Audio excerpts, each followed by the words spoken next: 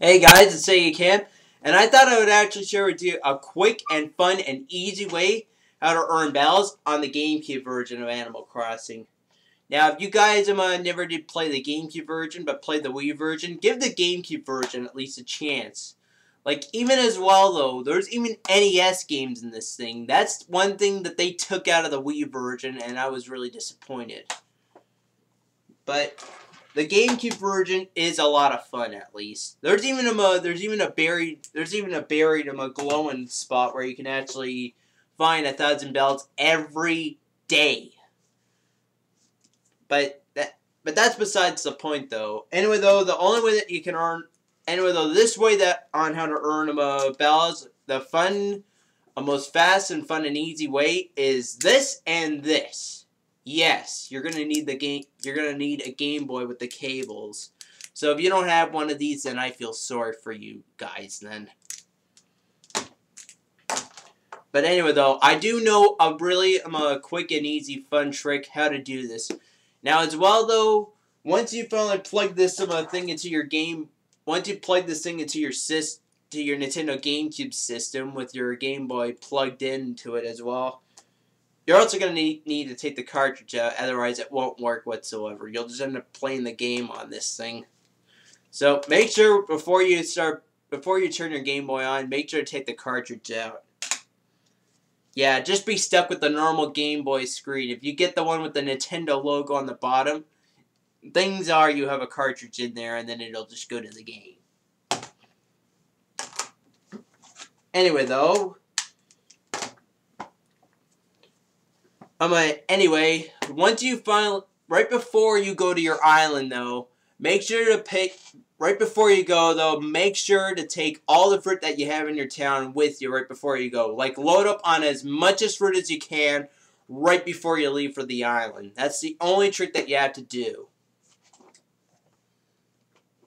Anyway, though, once you finally have all the fruit, once you're loaded up on fruit, then tell the boatman guy you want to go to your island.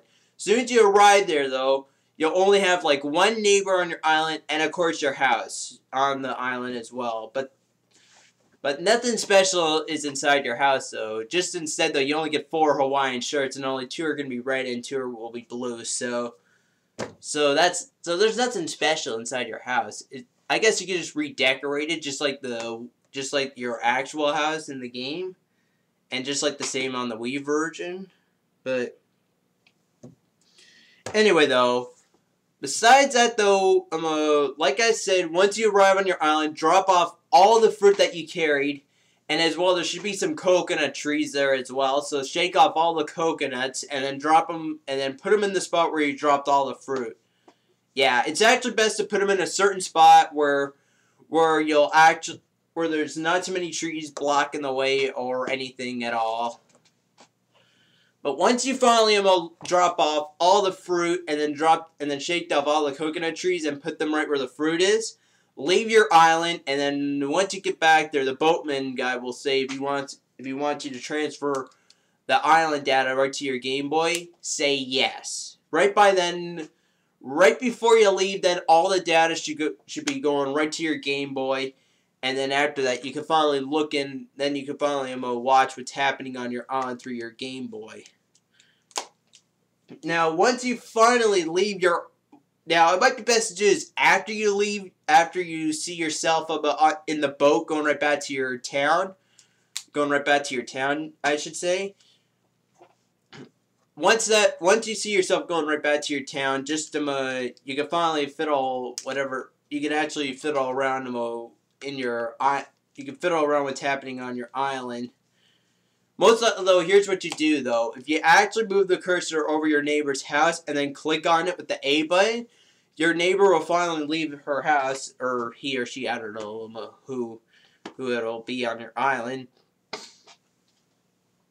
But anyway, though, once your neighbor leaves her house, though, make sure that she eats, or he or she, I don't know. Make sure that your neighbor eats all the fruit as well, because once your neighbor eats all the fruit, your neighbor will start dropping off bells on the ground right beside you.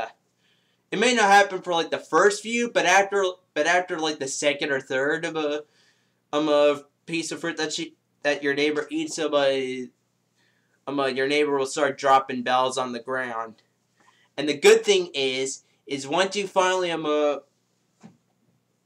but whatever happens though, after your neighbor drops all the fruit, don't even bother turning the Game Boy off. Otherwise, if you go back to your island again, you'll just go right back down to square one. Most likely though, but the good thing is the fruit will still be there, but that'll mean you have to make your neighbor eat all the fruit again and go right through that ridiculous process yet again. But anyway though, once you finally leave an acre and then go back to the section, because I think the moment you arrive back, if you talk to the boatman again, the boatman will just say, no, I can't take you back, or something like that. If you actually go up an acre, because the GameCube version though, it's kind of like a grid instead of just being a flat out map like in the Wii version, it'll actually be like a grid instead. Just if you go up an acre and then go back down an acre again, and then talk to the boatman will say if you want to go back to your island, just say yes. And make sure that you never did turn off your Game Boy right in between when you left or go back. Otherwise, like I said, you'll just go back to square one again, and the fruit will just be laying there on the ground. Never been touched, never being eaten yet from your neighbor. But once you finally get back again, all the bells that your neighbor left behind will be there in the ground. And the best part is some will be worth 100 bells, 1,000 bells, 10,000 bells, and even better, 30,000. Now that is amazing. You're going to be having like a whole load full of bells once you finally leave your island. I guarantee it. So that will be really, really exciting. If you're like me as well, though, I would want to save those bells to pay off the mortgage, because you're really gonna need those bells to pay off your mortgage in the GameCube version. Like even as well though, I went on the other day. I had to pay a lot. I didn't even pay off a little bit of the rent yet, because so I already upgraded my house once, but I never did bother paying it off again. So I had to pay off the mortgage yet again. Did the same tactic, and guess what? After that, I had enough just to pay off that mortgage completely. So now I'm pretty sure if I ever go back on the GameCube version again, though, my house will look even bigger than it did before. And even better now, I can finally have more room to move my furniture once I go back inside and move everything again. So yeah, that's kind of exciting. Once you, because the best way, to say that's like the best way if you really want to pay off the mortgage, a lot quicker and a little more convenient.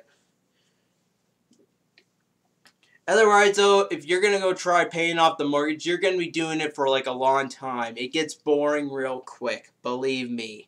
I've been playing this game for years now, but right before I quit playing it. I sort of still play it now, but barely have the time to. Anyway, though, for now, this is Sega Camp, signing out.